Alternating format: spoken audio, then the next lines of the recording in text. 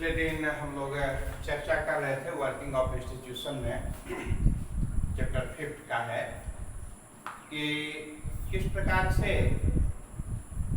कोई भी महत्वपूर्ण निर्णय लिए जाते हैं और महत्वपूर्ण निर्णय लेने में सरकार की महती भूमिका होती है। सिग्नेचर करने वाले जो अथॉरिटी होते हैं वही होते हैं, किंतु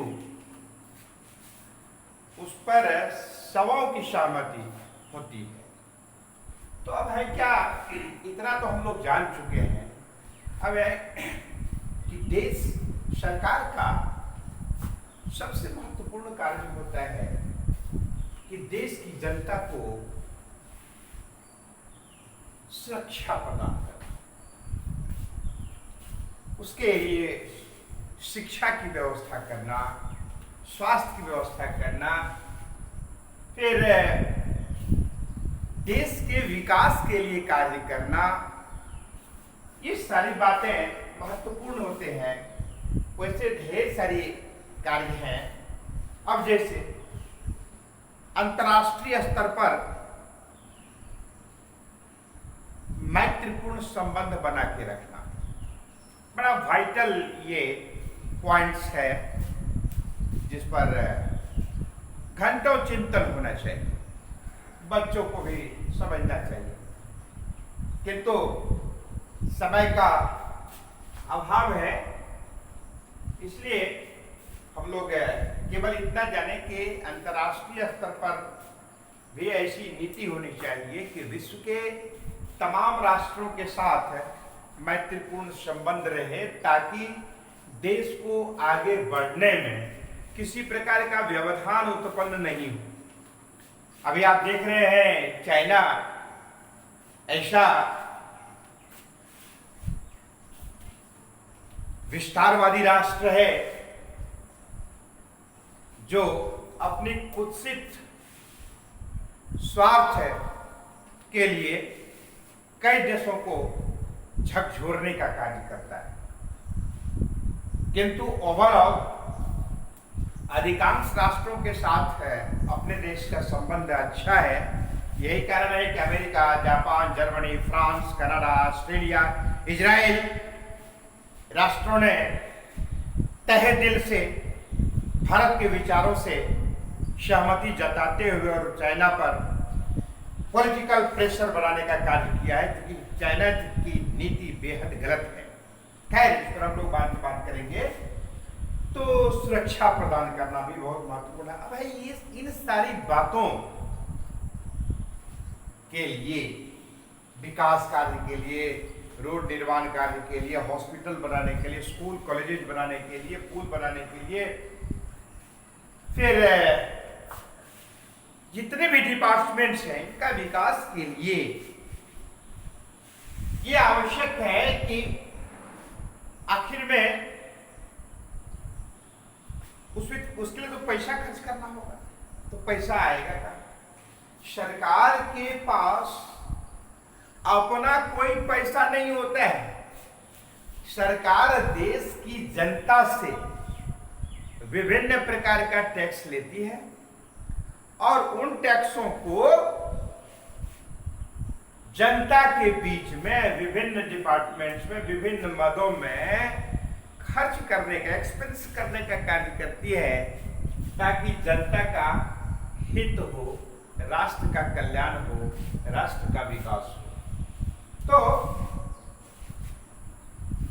सरकार बजट बनाती है कि किस किस डिपार्टमेंट्स पर हमें कितना खर्च करना चाहिए, ठीक है। और उसके बाद सरकार के जो सोर्सेस ऑफ इनकम है उनसे वो टैक्सेस के माध्यम से टैक्स कलेक्ट करती है।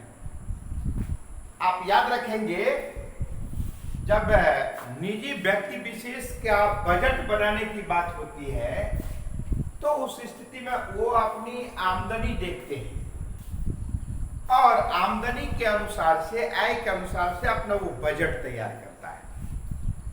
किंतु गवर्नमेंट सेक्टर में क्या है कि सरकार पहले विभिन्न क्षेत्रों पर कितना खर्च करना है उसका प्रारूप तैयार करती है और तब विभिन्न क्षेत्रों से विभिन्न मदों से वो टैक्सेज आदि के माध्यम से वो आय प्राप्त करती है।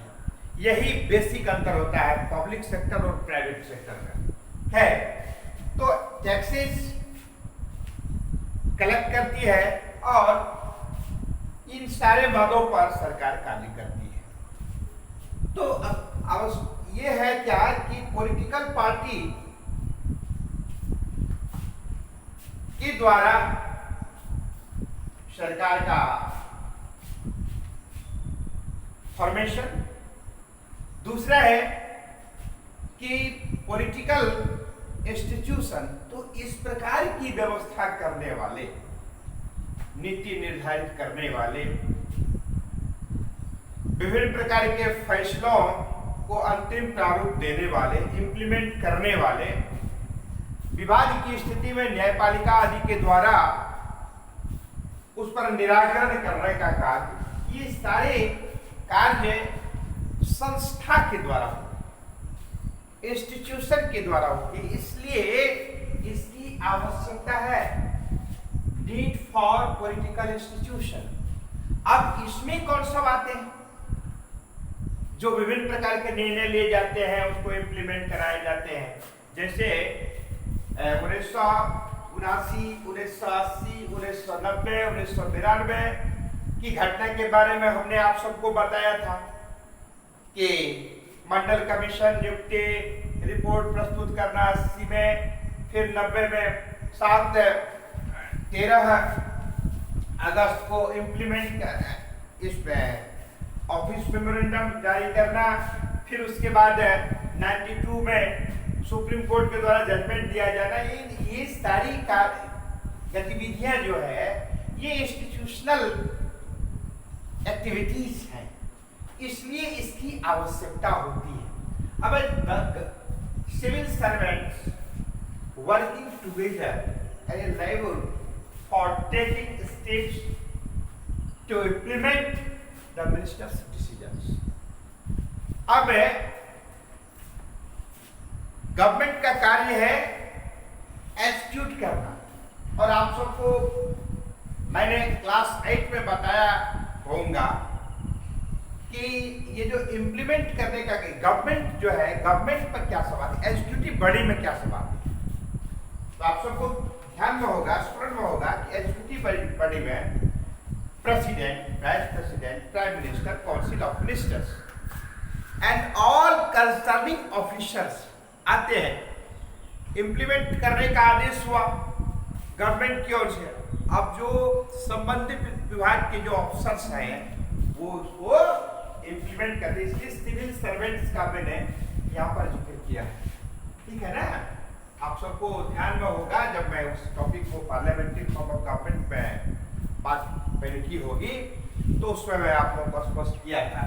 तो ऐसा है कि अब मिनिस्टर के द्वारा, गवर्नमेंट के द्वारा जो डिसीजन लिया गया, महत्वपूर्ण निर्णय लिए गए, है ना, the prime minister and the cabinet is an institution who take all important decisions.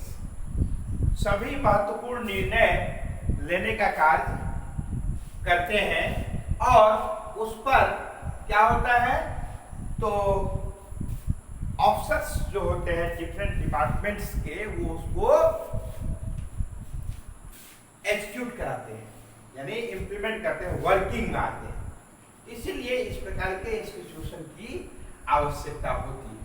अब एक बात आप लोगों को मैंने पहले ही कहा था, जब किसी प्रकार की विषम परिस्थितियां उत्पन्न हो जाती है व्यक्ति व्यक्ति के बीच, व्यक्ति संस्था के बीच, संस्था संस्था के बीच, संस्था सरकार के बीच, तो ऐसी स्थिति में अंततः जब मामला गंभीर हो तो अंततः यह जुडिशियरी में चला जाता है। तो सुप्रीम कोर्ट उस पर निर्णय लेता है, और डिस्प्यूट मैटर्स, जितने भी विवादित मामले होते हैं उस पर अंततः वो चाहे सिटीजन्स के बीच हो गवर्नमेंट सिटीजन्स के बीच हो या फिर स्टेट गवर्नमेंट सेंट्रल गवर्नमेंट के बीच हो, या जितने भी इस प्रकार का विवाद आता है तो अंततः निराकरण का कार्य ये जो इंस्टीट्यूशन एक प्रकार का इंस्टीट्यूशन है, गवर्नमेंट सुप्रीम कोर्ट भी एक प्रकार का इंस्टीट्यूशन, जुडिशियरी भी एक प्रकार का इंस्टीट्यूशन ही है। ऐसे कार्यों को करने के लिए जिन संस्थाओं के द्वारा कार्य होता है, कार्य सुनिश्चित किए जाते हैं, उसको हम लोग संस्था के नाम से जानते हैं। तो इस प्रकार के कार्य विभिन्न इंस्टीट्यूशन का होता है, इसीलिए इसकी आवश्यकता होती है।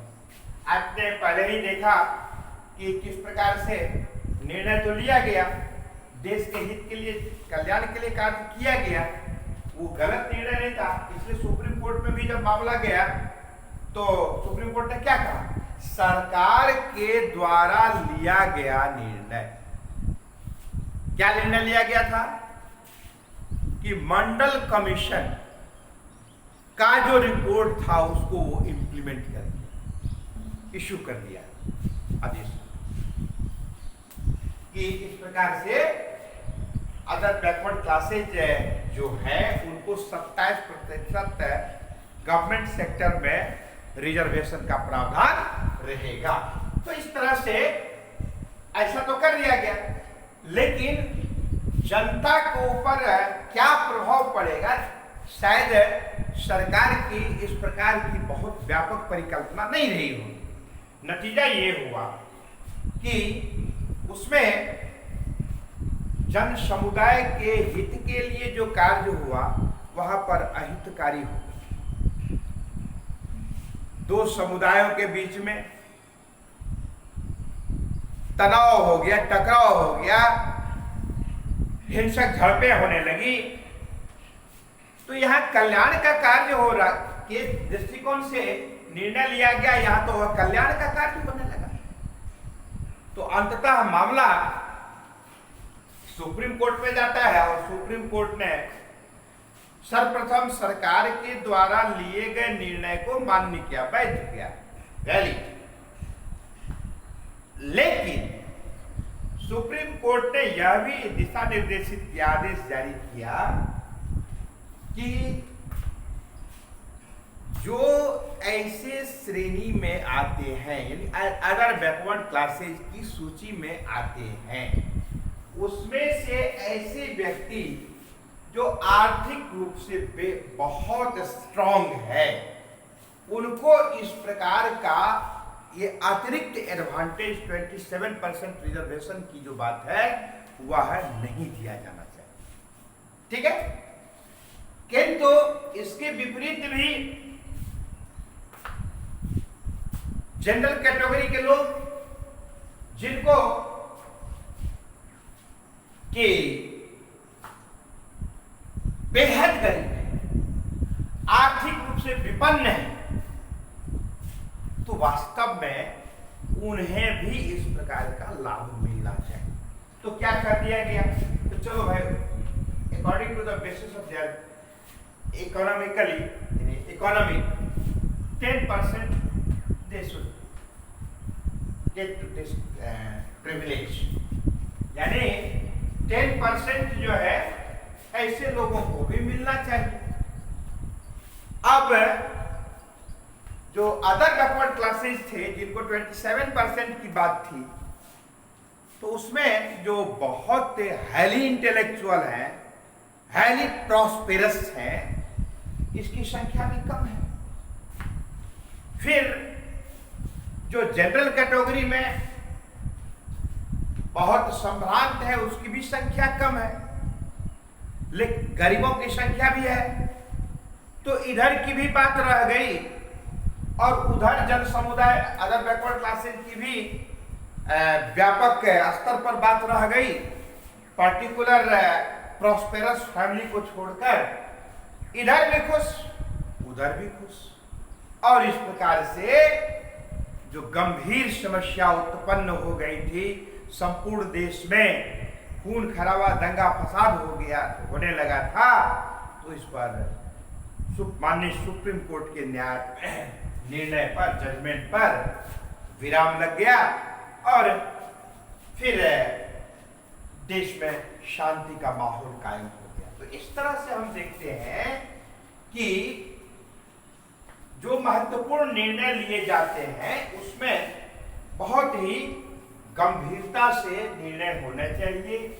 किस समय में किस प्रकार का निर्णय लेना चाहिए, इस पर भी बात करना चाहिए, विचार करना चाहिए ऐसे इंस्टीट्यूशन को। तो इन सारी बातों को हम लोगों ने देखा और अब जो है आगे हम लोग इस पर विचार करेंगे। जब कि इतना महत्वपूर्ण निर्णय एग्जीक्यूटिव बॉडी को लेना होता है सामान्यतया, क्योंकि वो एग्जीक्यूटिव बॉडी में जो सरकार होती है, सरकार मेजॉरिटी के आधार पर होती है, इसलिए निर्णय आसानी से लेने में सुविधा होती है। तो हम लोग इस पर विचार करेंगे कि वास्तव में ये एग्जीक्यूटिव बॉडी क्या क्या अधिकार है, क्या कार्य क्षेत्र है, किस प्रकार का वो निर्णय लेने के लिए अधिकृत है, कैसे वो देश की जनता की सेवा करेंगे। इन तमाम बातों पर हम लोगों को बारीकी से सिस्टमेटिकली स्टडी करना पड़ेगा। तो फिर हमको क्या करना पड़ेगा, तो गोता लगाना पड़ेगा वही पार्लियामेंट्री फॉर्म ऑफ गवर्नमेंट को, यानी कि एग्जीक्यूटिव बॉडी को विशेष रूप से इस सरकार का क्या कार्य है, उसके क्या अधिकार क्षेत्र हैं, उसकी क्या सीमाएं हैं, क्या क्या अड़चने आती हैं, फिर क्या खामियां होती हैं। इन तमाम बातों पर हम लोगों को अब आगे चर्चा करनी है। तो आज की कक्षा में इतना ही। आप लोग ध्यान रखेंगे कि वर्किंग ऑफ इंस्टीट्यूशन में पॉलिटिकल इंस्टीट्यूशन का की क्यों आवश्यकता है उसको हमने क्लियर किया। ये तीनों पॉइंट्स के आधार पर फिर गवर्नमेंट का जो रोल होता है, ये देश में शांति सुरक्षा कायम करना, शिक्षा रोजगार का अवसर सृजित करना, एम्प्लॉयमेंट को ज़्यादा से ज़्यादा इम्प्रूव करना, फिर डेवलपमेंट का कार्य करना, हेल्थ सुविधा उपलब्ध कराना। तो इन तमाम बातों को फिर विश्व के स्तर पर जो फॉरेन पॉलिसी हो वो आइडियल हो, विश्व के राष्ट्रों के साथ संबंध अच्छा हो, उसको मेंटेन रखना। फिर दुनिया के तमाम राष्ट्रों के साथ जो डेवलप कंट्री है उनके आगे बढ़ने की जो गति है उस होड़ में अपने को भी प्रतिस्थापित करना, ये बहुत महत्वपूर्ण बात होती है। ये सारी बातों पर हम लोग आगे भी चर्चा करेंगे। आज की कक्षा में इतना ही।